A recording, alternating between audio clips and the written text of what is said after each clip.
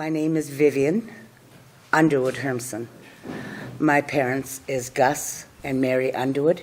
To the left is my mom and my dad. My Indian name is Tsatsawat. Tsatsawat is my Indian name. I was given that name by my mom, who she received it from her mom, and it means a person of wisdom and strength. And I don't know if I deserved it at the time, but I got it after she was gone, so she couldn't tell me I can't have it. But it's carried on down the line, and my daughter, Tanya, she also carries the same name, and my granddaughter, her daughter, is carrying it as well. So we all received our names a few years back, along with my other cousins, and they received they all received our Indian names, but they're all different. We have some that are from my father, and some that are from just my aunts and uncles that have passed. Their names have been passed down to my nieces and nephews. This pamphlet that was handed out, on it is a postcard, a greeting card, is done from one of our community members, Doug LaFortune.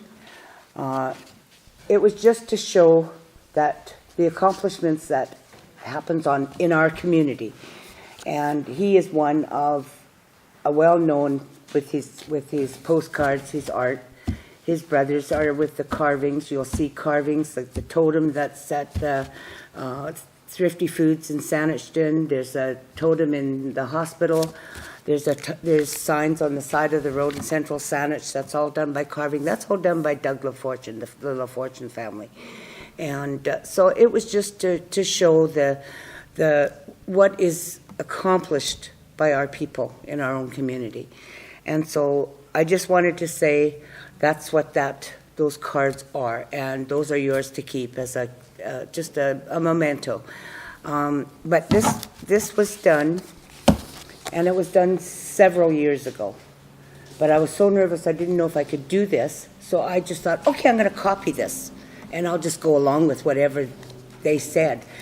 This was done when I spoke to the school, to the children. So it's not exactly, I'm going to say, because it says on it, her daughter and Vivian's granddaughter, Kilanda Hayes, is in kindergarten this year at Saanich. Well, it's not this year. She's in grade 11. So it's kind of outdated. But anyway, I'll just go along with it and see where it gets me. Might get me not in a very good place, but anyway. But my daughter and Tanya has been, like I say, she carries my name, and her daughter carries my native name as well. I'm proud of my heritage. I really am. In some of those write-ups, you'll see. I'm not sure if you've got them all in this thing, because I don't remember if I put it in or not. But I did quote, "I am a very dumb Indian," because I never ever learned my heritage when I was young. I had to live in a community where I was going to a public school, so I had to live two lives. I had to try and live the life of a non-native to get along, so I could get through my schooling, because it was really, really difficult. My parents only spoke native in the house if it was things they didn't want us to hear. If it was things that we needed to learn, which every dinner we would sit at the table and my father would lecture us one way or the other. You boys are drinking. If you've been drinking, this is, it's not right. You can't do it. My mom prayed before every meal, and she spoke to us in proper guidance. But it was lessons that we all needed. We really did. She, as a elder, also spoke to youth as well. So I'm kind of like trying to do as she did. I hope I can do it. I'm only a junior elder. I class myself as a junior elder. because I still turn to my elders. There's a lot of things that I don't understand. Some of the cultures. We have the best culture in the world when it comes time to people passing away. You're never ready for it. So when it comes time, every band goes to band members and collects, whether it's 50 cents, $1, $2. By the time it's all said and done, my husband just passed away, so I can use this as an example. We don't have the burden of the financial caskets, food, because we feed everybody. We can have, my husband had 230 people at the hall for him. And you had to feed them, everybody. So you're feeding them not just a sandwich or coffee, you're feeding them a hot meal. They got a long ways to go. So all the money that's collected, all said and done, you got no expenses left. You don't have no burden of the finance that goes along with it. And it should be, I've always said it, I wished it was in the non-Native community, because nobody's ready for a death. Nobody's prepared for it. And if you do have it, you're taking away some of your savings, or you're taking, you really love the person you lost, but by God, you don't want the burden either. But it doesn't happen that way. So that part of my heritage, I'm really, really proud of.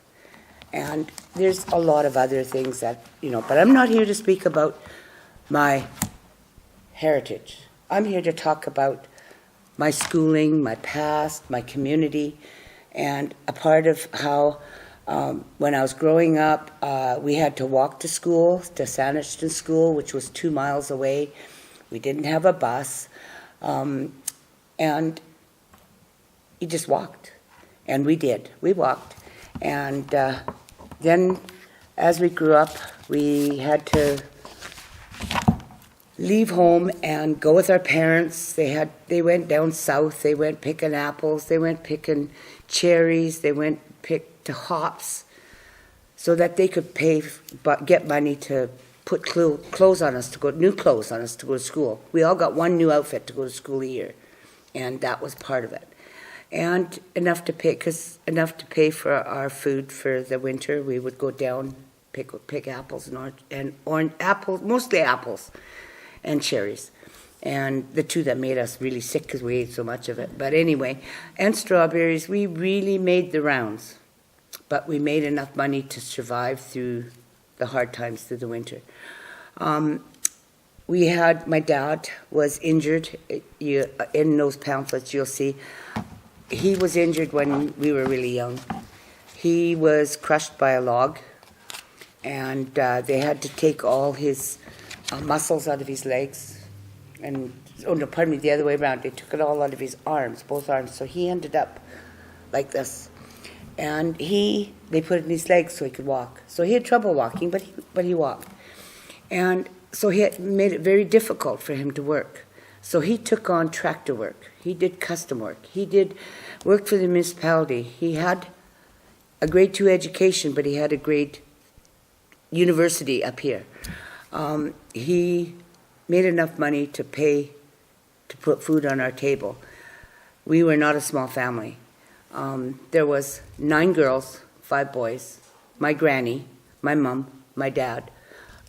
So there was lots of people to feed, and lots of mouths, but not a lot of hands to go out and go to work because we were so young. But as we got older, we did go out with our parents. I did go out with my mom. I remember going out and working in the bulb field for Wilsona Farm, which is turned to be Van Trice Farm. We would go up there and we'd work, and us kids didn't get paid because we were too young. But made it easier for my mom, because she didn't have to worry where we were because we were right there. But so we learned to work. We were young, we learned to work. And from that, I will say I give them a lot of credit. We weren't on the streets. They knew exactly where we were doing and what we were doing. And if we were doing wrong, believe me, they corrected us. And in one of those write-ups, the reason why I handed out the write-ups is because I didn't think I would be able to do it, to be able to talk about it, for one. But it also, there's a lot in there that I won't even be able to get to if I tried, because my parents, I'd give them the world if I could just have one more day with them. They're both gone. They were the best influence for my kids. They did well. My children did well in sports. You'll see my son's up there. My other son played slow pitch. My daughter also played ball. They all traveled the world. They've seen the world. But you know, that education that was given to me by my parents is instilled in my children. And that, to me, was the greatest gift from my parents. My dad was born in Saanich. He worked for the Central Saanich Municipality. He worked on the Department of Highways. He did a lot of culture work, you know, going out and doing rototilling. He would go and rototill at the airport for a gentleman that was an East Indian man. He was the nicest guy in the world. He used to give us ice cream. And but he was really, really nice. And on his way home, this was my dad, and this was just the way he was. On his way home, he'd have to come home on East Saanich Road, because then that was the only road he could travel on with his tractor and his rototiller.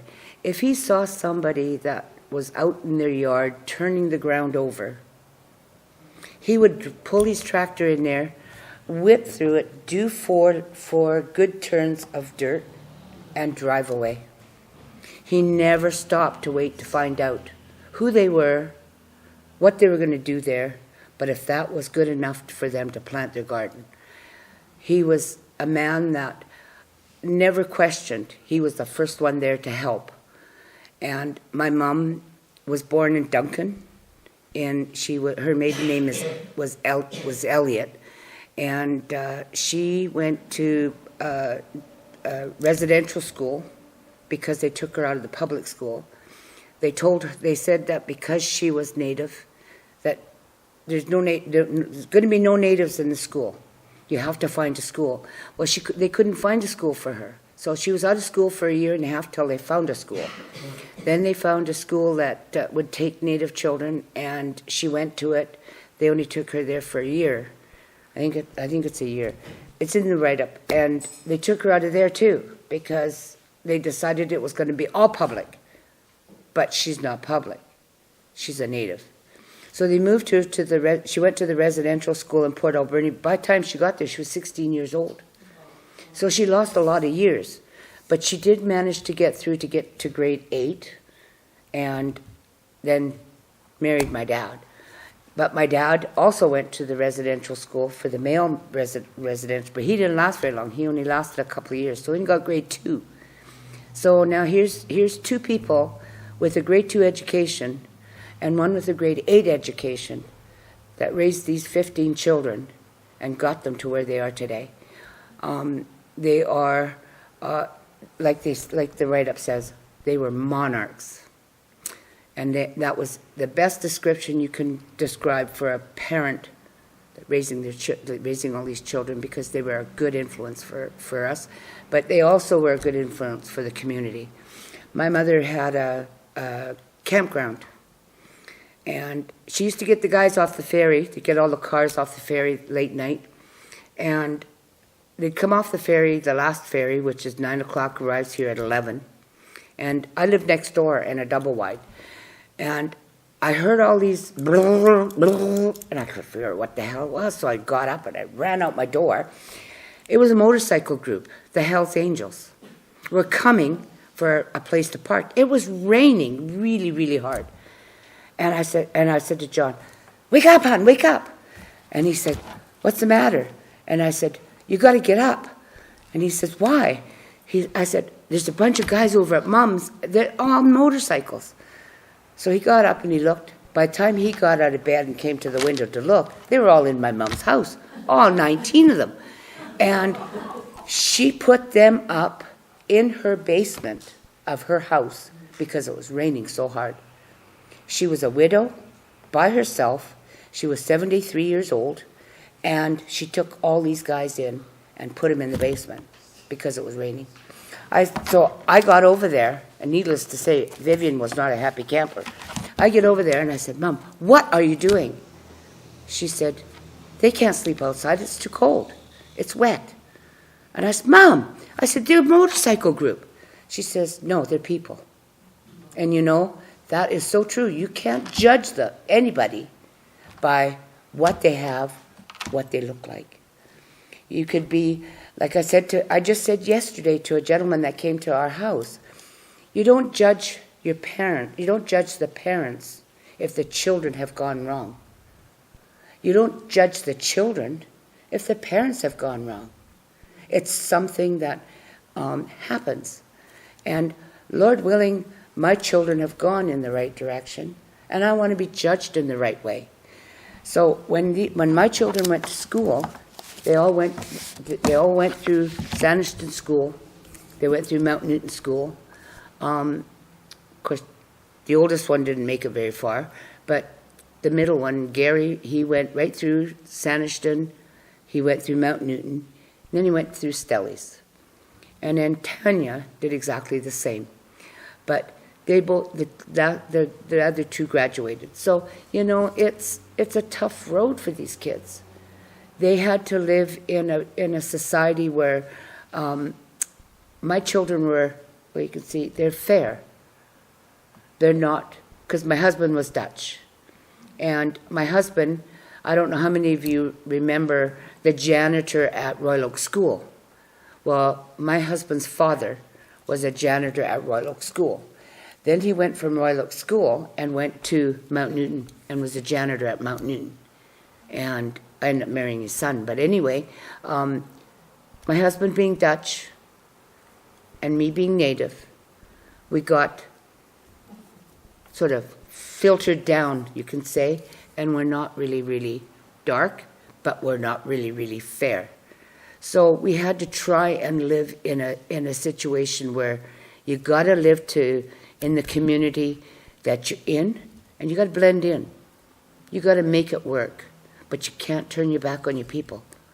And my children did that. I did that. But like I say, it was difficult. It was very, very difficult. It was a tough road. It was harder for my parents, but it was a tough road for us children too because of our coloring. Because the native children didn't want to play with us because we weren't native enough. The non-native children, the white children, didn't want to play with us because we weren't white enough. But there wasn't enough neutral colors that was there to play with. So I blended in. I didn't have that problem as some of the other native children because that's the way we were raised. And so my children, they made it through, we could say 2 graduated, 1 didn't, but they all made a good life regardless. But my dad, his mother, there's in one of the write-ups, it's in that long book over there, Catherine Underwood, she lived in our community naturally, and it's where my father was born. She was killed on the Pet Bay Highway, and for years we never heard of it. They never talked about it because she was not killed intentionally. It was an accident, but because it was a non-native and this happened, it happened.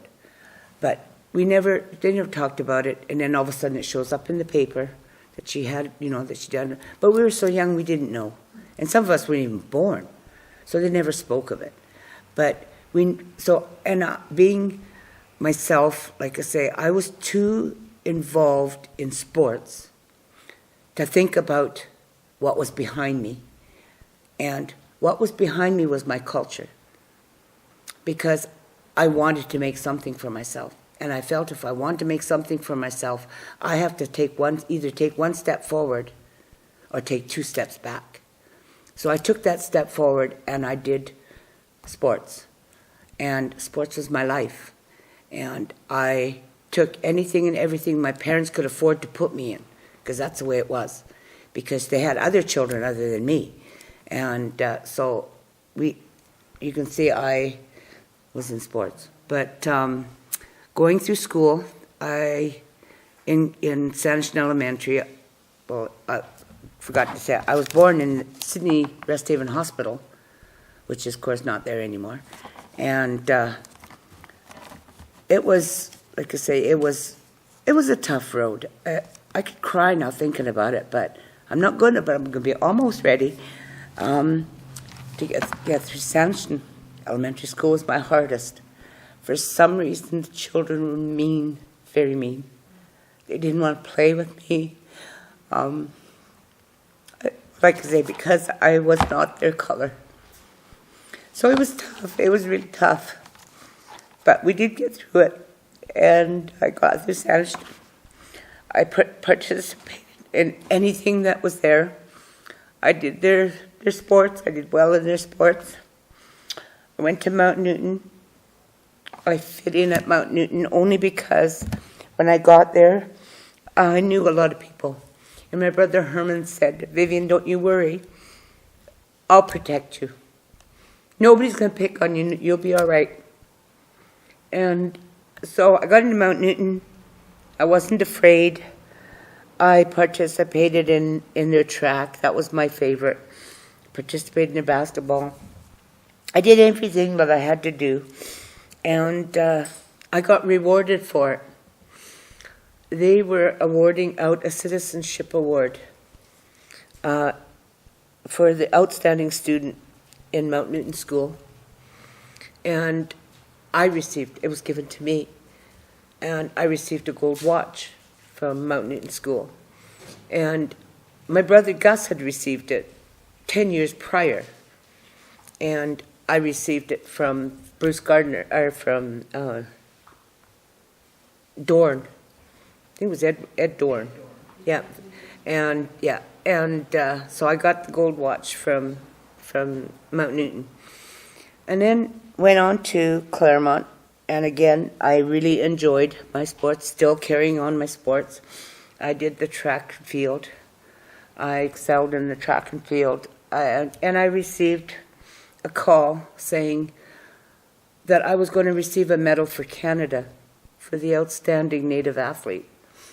And my Uncle Ed phoned my mom and told my mom that I had to go to Vancouver. Well, we couldn't afford to go to Vancouver. And somewhere along the line, Mom, being as religious as she was, prayed that somehow I was going to get to Vancouver to receive this medal. And a gentleman from Sanishan, he's passed away now, Mitchell, came down and said, "Gus, you had picked up you dropped off some lumber, and I wanted to give you this money for it." And he gave my mom $30. Well, then that was lots of money. And that we were able to get on the ferry and go to get this award. So my sister Sadie went over with me. She could drive, so she took me over because my parents couldn't go. So I go over and I received the Tom Longboat Award, which is, like I say, is supposed to be issued to the top male and the top female for Canada.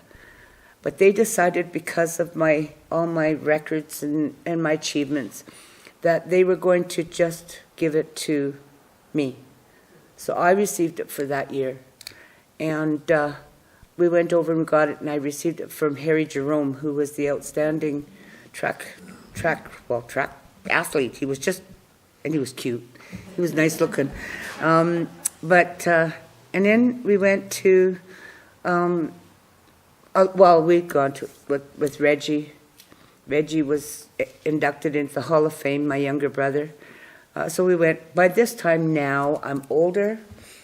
We got ourselves in a position where we could go and do things, but we've put our children into sports. Getting away from Reggie for a minute.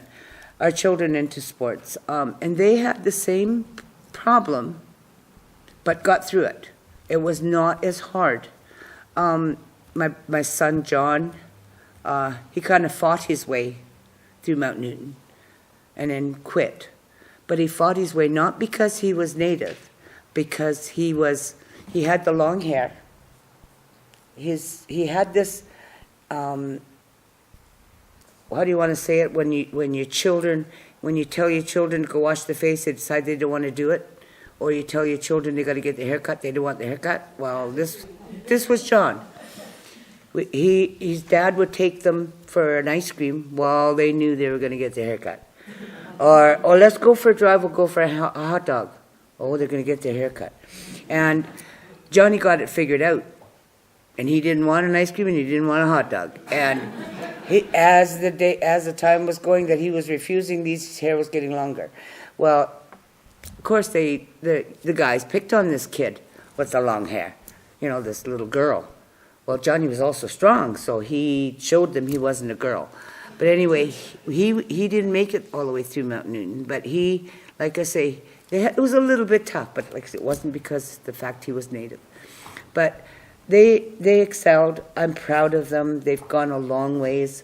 I think the toughest part for them is when it came time for traveling. I had foster children that I brought in from up north, and it was difficult. We didn't have the money to put a lot of the travel time in. I took in 4 foster children. I birthed 3 of my own. So we have 7 children now in a mobile home. We built bedrooms on and additions on. And by the time we were done, we had this huge double wide with all these little add-ons. But the youngest, we took them in and we loved them more than life. And we were supposed to only get them till they were of age. Well, they figured their age was 24. That was the last one that left. And but we still get them back. They still come home. They blessed us with grandchildren.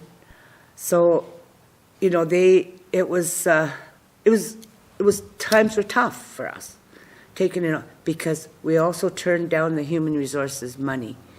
They wanted to pay for us to take these kids. Well, nobody should be paid. You take the kids for love, you don't take them for money. And we took them for love. So to put them through sports, it was getting tougher as we went down the line. So Gary excelled in his sport through ball. Johnny did also ball. He did slow pitch. Gary, Tanya, she did slow pitch. So they saw the world. But, you think that you've gotten over the hurdle. We got to PEI for the Canadians. And Gary was playing for the Ravens, Vancouver Ravens. And he slid into second base, and he broke his toe. So we took him to the hospital. The hospital wouldn't take him because he was Native. They wouldn't accept our BC medical card because they don't take the out-of-province medical card. This was at that time. So the owner of the Shaw Cable in Vancouver was our sponsor. And he came and he says, I'll buy the effing hospital. You treat that kid. Just because he's Native doesn't mean his toe is going to get better. Fix his toe. They fixed his toe. Right there. And he paid for it outright because they wouldn't accept our card, so he had to pay the cash to have it done. So he did, and they continued on, and they won their Canadians. But that's how life is if you're different. And nobody is really different. And I tell this to the kids all the time, nobody's really different. Just because your color is a little bit off doesn't mean you're different. Your insides are the same. So I tell this to the kids when I'm speaking to them. And I find that for them, when they see the accomplishments of others, it gives them a little bit of hope may not be lots, but a little bit of hope, that there's artistry, there's sports, there's just like the Tom Longboat Medal, there's the watch, all the achievements that Reggie did. I could talk about him for hours, but we won't go there. But I put it in that pamphlet, all his achievements. He went far. He went very far. But that's what I will say that my dad instilled. Because he spoke to the boys all the time. And Reggie, I think, was the only one that listened, I think. But anyway, he went a long ways.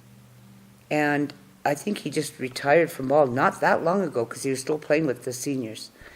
But Dad was from the old school and lecturing to us kids was his way of showing his love for us.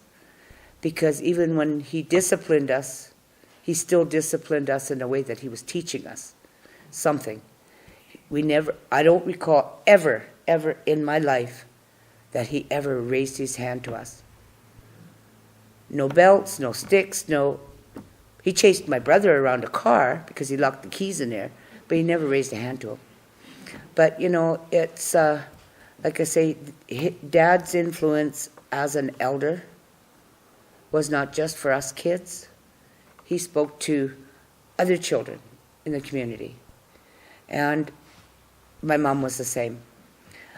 We had lots and lots and lots and lots, I would say lots and lots and lots of meetings in our house because she held a church meeting there, but she also talked. She loved to talk to the people and help the people. But she got that from her parents, from Duncan, did the same thing.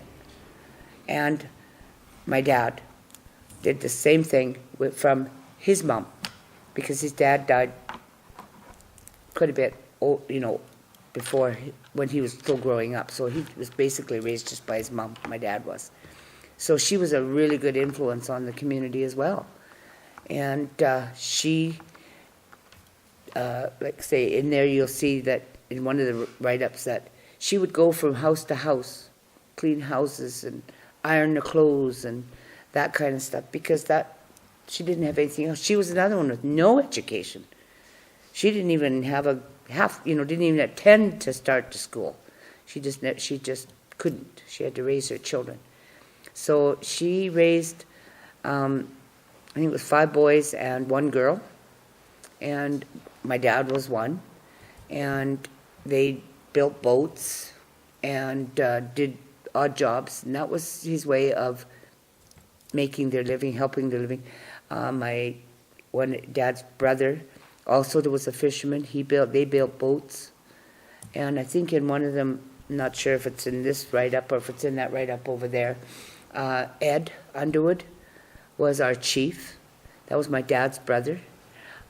He traveled the world. He was a big chief. He knew his knowledge on our people. But he too didn't have that good of an education. But you don't have to. I can, even though that I shouldn't say it, because I never say it to the kids, but you don't need an education to make something of your life. And as long as you do your best at what you're doing and do it well, you don't need a grade 12 to do it. And I say that after to the kids, because I want my kids to go the right way. My children, my son is 50. Ooh. Oh, that sounds terrible. I think I was doing my first speech at 50. Anyway, he's 50, and I want him to make sure that his daughter is traveling on the right path. I've got a video over there of anybody go to Sanderson School? Oh, maybe I won't play it. It's just of Sanderson School because I went to Sanderson School, and it's the beginning of Sanderson School when Bruce Gardner was there, and all the way right through to the end of Sanderson School.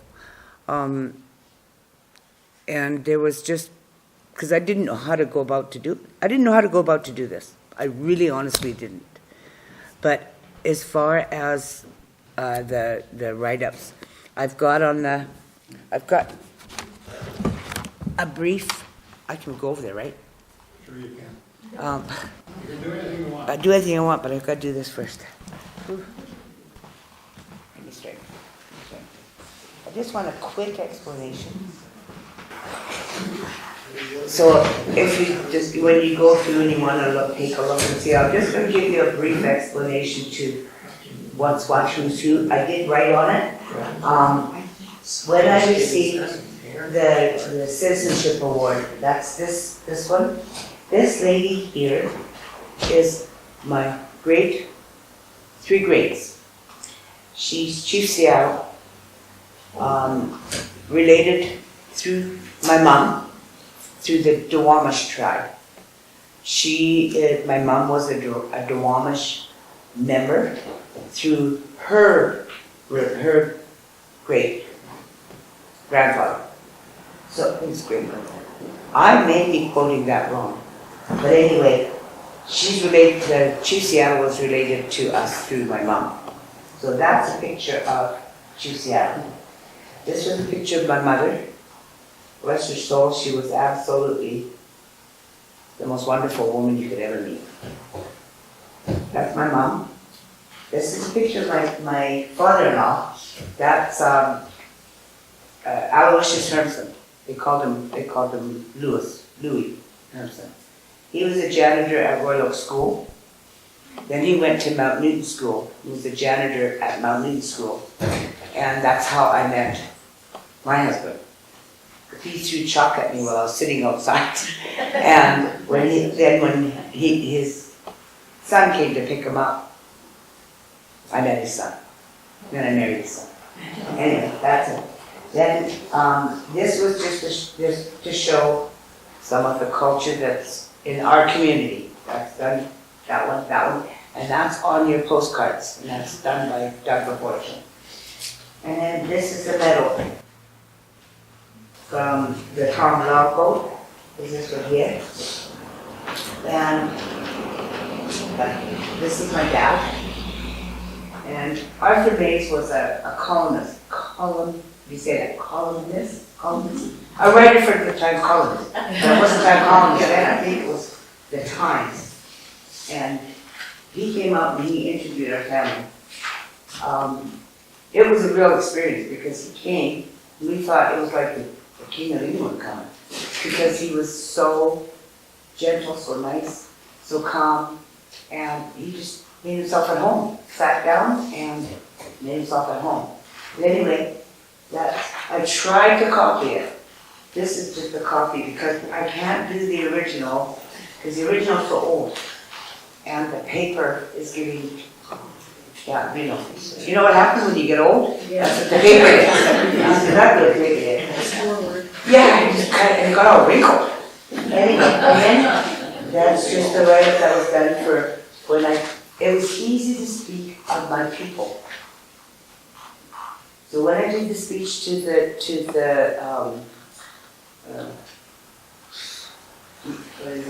in town, I had to do it to they're all men. Toastmasters of Victoria. This was from their speech. I had to go there for. So it was easy to do it about my people. But you can tell by what I'm doing here, it's hard to talk about me. My father used to say, and I've repeated it so many times, you don't stand around and wait for somebody to pat you on the back because tomorrow you could be a bomb. And it's so true. You go out, you get a home run today, and you're a hero. Tomorrow you'll go out and strike out every time you go up and play. So, and that was the one thing that was easy to do because it was about something else.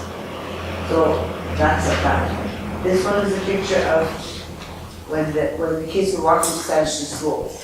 Herman, my older brother Herman, Tony, and my cousin Gary. My brother Reg, we've got in that book his accomplishments all, and he had lots. But he too graduated from Claremont. So he was just was a hero in my mind. But I'm a little bit partial.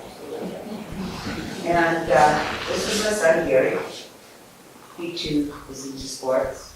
He played with him because he was his idol. And he played ball, he played hockey, and he done well for himself. We were proud of him for that.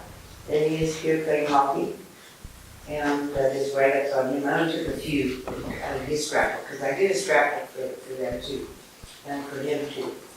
And my husband, my husband was into race cars.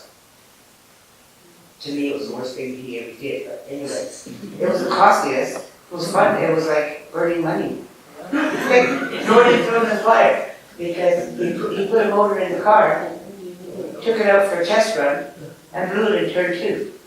You know, and they'd come home and say, "Hon, piss off. Get out of here. You know, we just finished spending that money that we shouldn't have spent.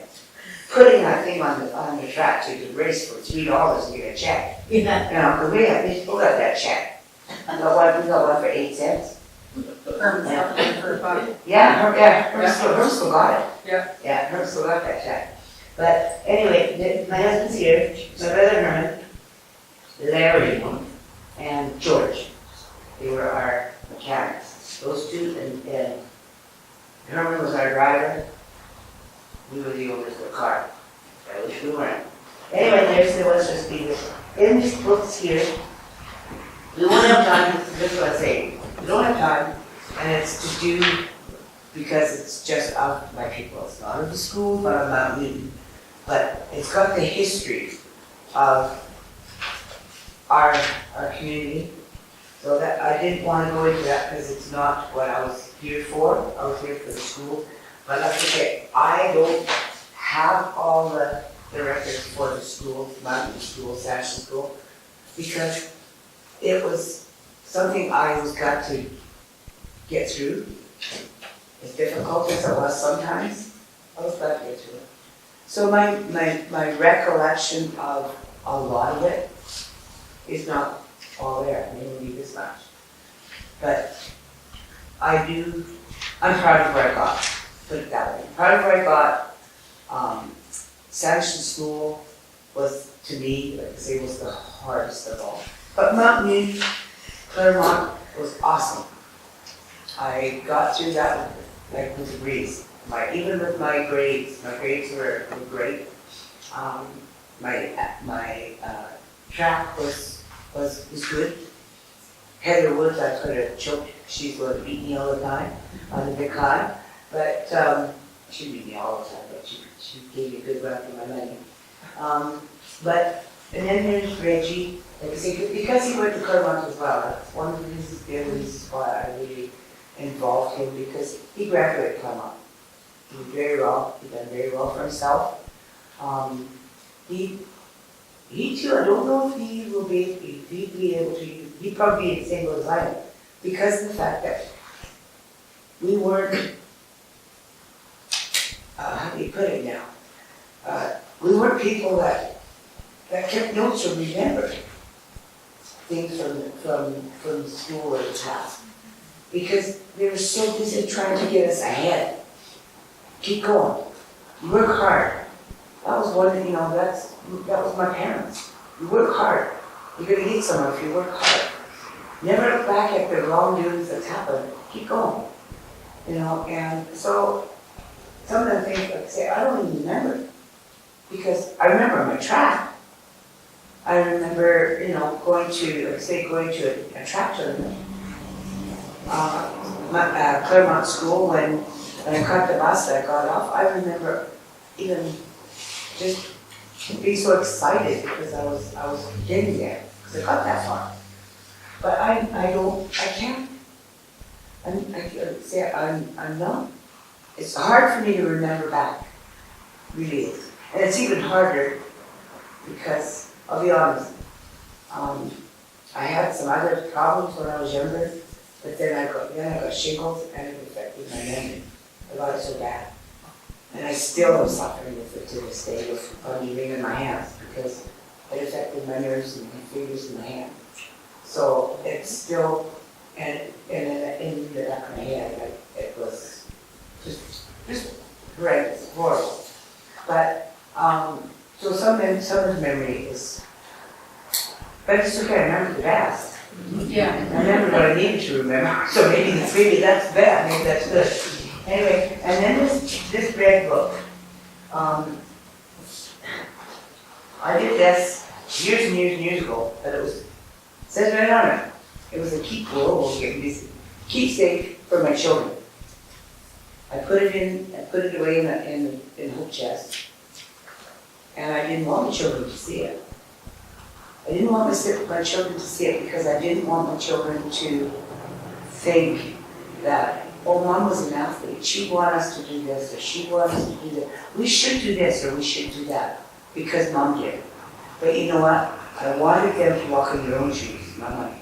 So I put it away, and I thought this way, they will go out and do the best they can for themselves. And whatever they want to go in, whether it's volleyball, or track, or swimming, or something that they want to do, not what I wanted to do, or I wanted them to do. I mean, I would have loved for them to get into, all of them to get into the sports I was involved in, because I enjoyed it. But I didn't. So I had this hiding. So I'm sitting up, I love bingo. Not a bad habit, but anyway, I'm sitting at the bingo hall, and this lady comes over and she says to me, I saw you on Facebook. I said, what? She said, I saw you on Facebook. So what are you talking about? She says, can you do me a favor? And I said, what's that? She says, can you sign this? She brought me over a copy of it. And it was, you see, I don't even know if it was on this one. Oh, I think it was this. I don't know if it was this. Anyway, yeah, I think it was this one. It showed up on Facebook. My daughter had never even seen it. And I didn't want her to see it. I didn't want, well, she's finished now, but I didn't want my granddaughter to see it. I didn't want my granddaughter to feel, oh, I have to be in sports. Because she loves judo. She loves karate. I don't want her to get out of that. I want her to do her own thing, not mine. So anyway, so then this shows up. So then my son comes over, Mom, what the hell? Why didn't you tell me? Why didn't you show us? I said, because I want you to live your own life, not mine. But like I say, all this and those medals, they're going to be see. Oh, no. They're going to see it when I'm gone. No, I'm alive. Because I want them to be themselves. I don't want them to be an image of me. Bad enough, I need a better one, another one of me. But I thought this way, the children will do their thing. My grandchildren will do their thing. Not the thing that I want them to do. But so anyway, so this book has just pictures of my activities, some of the, oh, even that one, that was my track meet, that was my activity, my track. Some of the, I don't know if that's that picture. No, it's not that picture. Anyway, some of the things that I had, one, there was a letter I got from the government, the ministry, oh, there was something. And so this book is just, was in height. There's a picture that you probably can't even see because that's how old it is. It's just an old book. But anyway, I'll leave it there. And that takes care of that. And like I say, I won't put the video on because the DVD is from Sanctuary School. Because I knew I couldn't talk about it. I knew I couldn't talk about Sanctuary School. Like I say, Sanctuary School is hard for me. And so I thought, well, I can bring the video. And yes? Are you willing to take some questions from your... I sure am. Yep. Oh. This is also part of our culture here. This is by Dwayne Goldsmith. He's from the Papuchin Band, which is also who we are associated with through our family, through my dad. Yes. I just had to say one thing. You were talking about your newspaper article. Mm-hmm. The Times Colonist has an archive section, Mhm. and so does UVic. And you can usually go back and get any of those photos and the year and the date and have them printed. Oh, thank you. Well, I'm going to do that because there was so much information that, like I say, I've lost. Yeah. You know, I just lost. So I will do that to the college. UVic does it all. Oh, UVic Archives? Just want to ask one question before Yes. you start. Does your family know you're doing this? My children do. Oh, good, they'll be able to watch this forever. Well, I don't normally, like I say, I don't normally do it to anybody older than 17. So, because I speak to the youths. So it's going to be, it's easier to talk to them because you can tell them almost anything. But I don't know if I'll get away with it at anyone over 17. But Your children might like to see that red book when they can ask you questions. And you can tell them the stories. I can show it to the older ones. But the grandchildren, I would rather not. Oh, Yeah, because like I say, as it is now, one of the grandchildren, one of my granddaughters came over just the other day, and they know that I love to shop, grocery shop. I love grocery shopping. And the first thing that she said to me was, "Grandma," and I said, "Yes." She says, "Can we go grocery shopping today?" Because she says, "I love grocery shopping. I want to be just like you." And I thought, oh my God, and is that good or is that bad? And Johnny says, "That's bad, Mom."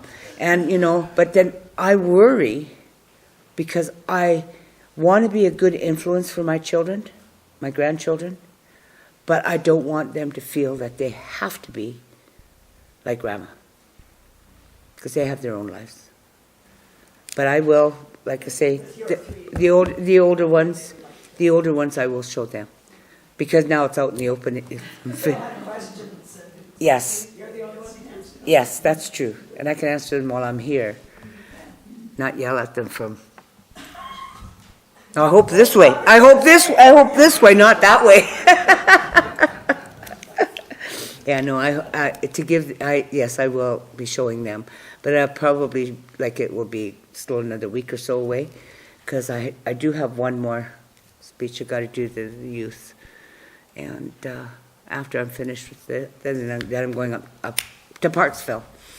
Because I don't want to be here on the 6th. My husband passed away on the 6th, so I don't want to be here. So I probably will head up to it's supposed to be our summer place, but it'll be our winter place now because I'm going up. It probably got snow buried in it because it's up in Parksville, so it's probably covered in snow. So, but I'm still going to go up. And just so I'm not here. So when I come back from there, I'll show. Yeah, for sure. Were you able to find any role models or people you looked up to when you were young, other than your family? Harry Jerome. Harry Jerome was my idol, and I just wished that he was closer here, that we could even just get advice from, because he was and he also was a good influence on a lot of young kids.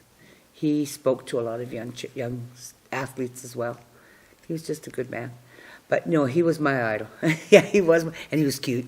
Any of the teachers stand out? Yes, I went to Claremont, and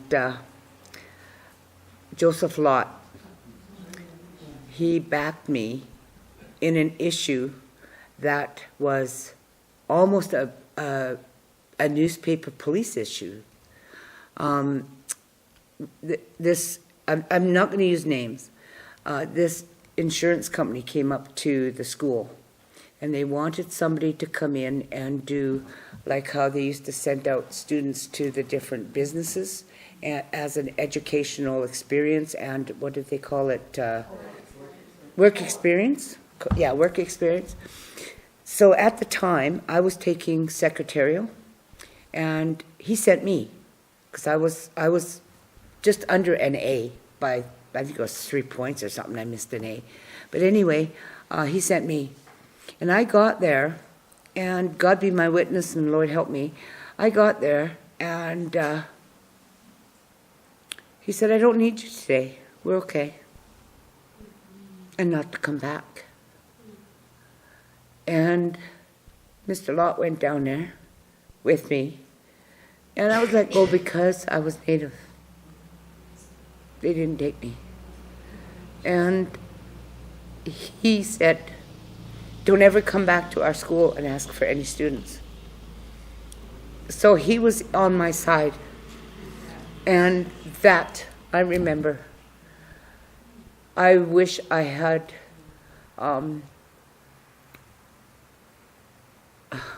he's not here, but I wish I had, at that time, I wish I had the strength to go up and give him a big hug and a kiss. Because I needed it, and he, but no, that was one of the experiences, but I've got lots of good ones, but that was one that stands out to the top because it hurt so bad. Yeah. But when I received that gold watch, I think that was the highlight of my education, my schooling. It was a citizenship award that kind of covered all angles, covered all positions in the school as a student, in relations to the teachers, the students, and I received it.